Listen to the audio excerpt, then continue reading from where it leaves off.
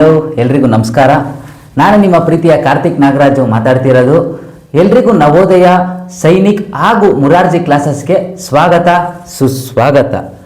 ಏನಿದು ನವೋದಯ, ಸೈನಿಕ್ ಹಾಗೂ ಮುರಾರ್ಜಿ ಕ್ಲಾಸಸ್ ಅಂತ ಹೇಳಿದ್ರೆ, ಇದು ಕೇಂದ್ರ ಸರ್ಕಾರ, ಸೆಂಟ್ರಲ್ ಗೌರ್ಮೆಂಟ್ ನಡೆಸುವಂತಹ ಒಂದು ಎಕ್ಸಾಮ್. ಈ ಎಕ್ಸಾಮ್ಗೆ ಯಾರ್ಯಾರು ಎಲಿಜಿಬಲ್ ಆಗಿದ್ದಾರೆ ಅಂದರೆ, ಈ ಎಂಟ್ರೆನ್ಸ್ ಎಕ್ಸಾಮ್ ಬಂದರೆ ಏನೇನು ಬೆನಿಫಿಟ್ಸ್ ಇದೆ ಪ್ರತಿಯೊಂದು ಡೀಟೇಲ್ ಆಗಿ ಹೇಳ್ತೀನಿ.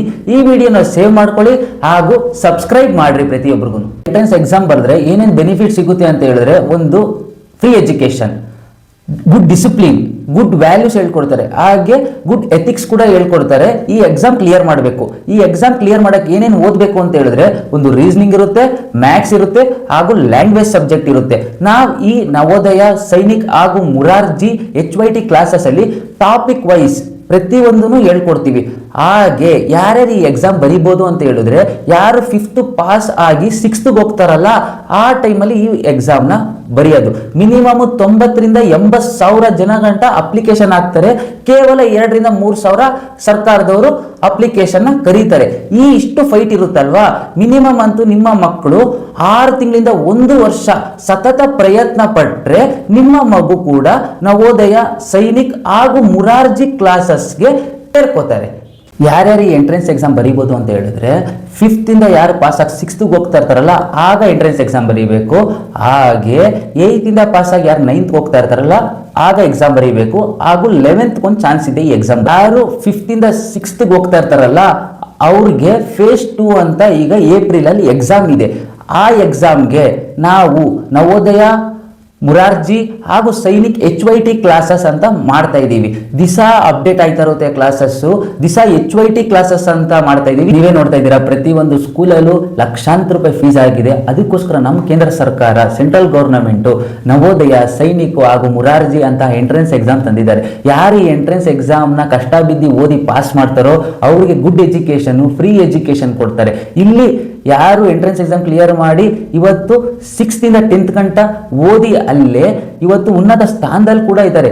ಆ ಉದಾಹರಣೆ ತಗೊಳಕ್ ಹೋದ್ರೆ, ಗುರುಗಳಾದಂತಹ Shantappa sir sub inspector exam clear ಮಾಡಿ ಸಬ್ ಇನ್ಸ್ಪೆಕ್ಟರ್ ಆಗಿ, ಹಾಗೆ UPSC ಎಕ್ಸಾಮ್ನ ಕೂಡ ಕ್ಲಿಯರ್ ಮಾಡಿ ಅವರು ಗುಡ್ ಆರ್ಟಿಕಲ್ ಕೂಡ ಬರೆದಿದ್ದಾರೆ ಪ್ರಜಾವಾಣಿಲಿ. ಅದು ಯಾತ್ರ ಬಗ್ಗೆ ಅಂತ ಹೇಳಿದ್ರೆ, ನವೋದಯ, ಸೈನಿಕ್ ಹಾಗೂ ಮುರಾರ್ಜಿ ಇದ್ರ ಮೇಲೆ ಒಂದು ಗುಡ್ ಆರ್ಟಿಕಲ್ ಬರೆದಿದ್ದಾರೆ.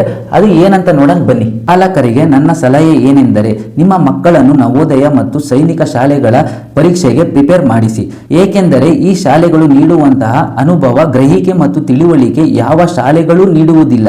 ನವೋದಯ ಶಾಲೆಗಳು ಖಂಡಿತ ಪ್ರತಿಭಾವಂತರಿಗೆ ತಮ್ಮ ಪ್ರತಿಭೆಯನ್ನು ವೃದ್ಧಿಗೊಳಿಸುವುದಕ್ಕೆ ಉತ್ತಮ ವೇದಿಕೆಗಳನ್ನು ನೀಡುತ್ತವೆ. ನಾನು ನೋಡಿದಂತೆ ಹೆಚ್ಚಿನ IAS ಅಧಿಕಾರಿಗಳು ನವೋದಯ ಶಾಲೆಯ ಹಿನ್ನೆಲೆ ಹೊಂದಿದ್ದಾರೆ. ಆದ್ದರಿಂದ ಚಿಕ್ಕ ವಯಸ್ಸಿನಲ್ಲಿ ಮಕ್ಕಳನ್ನು ಉತ್ತಮ ವಾತಾವರಣಕ್ಕೆ ಸೇರಿಸಬೇಕೆಂದರೆ ಈ ಶಾಲೆಗಳು ಉತ್ತಮ ಆಯ್ಕೆ. ನಮ್ಮ ಶಾಂತಪ್ಪ ಸರ್ ಕೂಡ, ಯಾರು ನಿಮ್ಮ ಮಕ್ಕಳನ್ನ ನವೋದಯ, ಸೈನಿಕ್ ಹಾಗೂ ಮುರಾರ್ಜಿಗೆ ಸೇರಿಸ್ತಾರೋ ಅಂತ ಮಕ್ಕಳು ಮುಂದೆ ಫ್ಯೂಚರಲ್ಲಿ ಒಂದು ಉನ್ನತ ಸ್ಥಾನಕ್ಕೆ ಹೋಗ್ತಾರೆ ಅಂತ ಹೇಳಿದ್ದಾರೆ. ಎಂತಕಂದ್ರೆ ಅಲ್ಲಿ ಒಂದು ಗುಡ್ ಎಜುಕೇಶನ್ ಸಿಗುತ್ತೆ, ಒಳ್ಳೆ ವಾತಾವರಣ ಇದೆ, ಒಳ್ಳೆ ಎಥಿಕ್ಸ್ ಕೂಡ ಹೇಳ್ತಾರೆ. ಆದ್ದರಿಂದ ಎಷ್ಟೇ ಕಷ್ಟ ಆದ್ರೂ ಸರಿ, ಒಂದು ವರ್ಷ ಕಠಿಣ ಪರಿಶ್ರಮ ಹಾಕಿ ಆ ಎಕ್ಸಾಮ್ ಕುತ್ಕೊಂಡೋದ್ರೆ ನಿಮ್ಮ ಮಕ್ಕಳು ಕೂಡ ಕ್ಲಿಯರ್ ಮಾಡ್ತಾರೆ ಆ ಎಂಟ್ರೆನ್ಸ್ ಎಕ್ಸಾಮ್ನ. ನವೋದಯ, ಸೈನಿಕ್ ಹಾಗೂ ಮುರಾರ್ಜಿ HYT ಕ್ಲಾಸಸ್ ಪ್ರತಿ ದಿವಸ ಕ್ಲಾಸಸ್ ಅಪ್ಡೇಟ್ ಆಗುತ್ತೆ.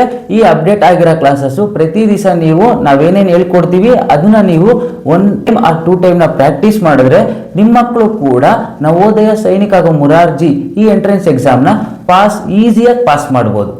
ಓಕೆನಾ? ದಯವಿಟ್ಟು ನಾವೇನು ಹೇಳ್ಕೊಡ್ತೀವೋ ಅದನ್ನ ನೀವು 1 ಸಲ ಅಲ್ಲ 2 ಸಲ ಪ್ರಾಕ್ಟೀಸ್ ಮಾಡಿಸಿ. ಓಕೆನಾ? ಹಾಗೆ ನಾನು ಯಾವಾಗಿಂದ HYT ಅಂತ ಹೇಳ್ತಾ ಇದ್ದೀನಿ. ಏನು HYT ಅಂತ ನೆಕ್ಸ್ಟ್ ಕ್ಲಾಸಲ್ಲಿ ನಾನು ಡಿಸ್ಕಸ್ ಮಾಡ್ತೀನಿ. ಧನ್ಯವಾದಗಳು.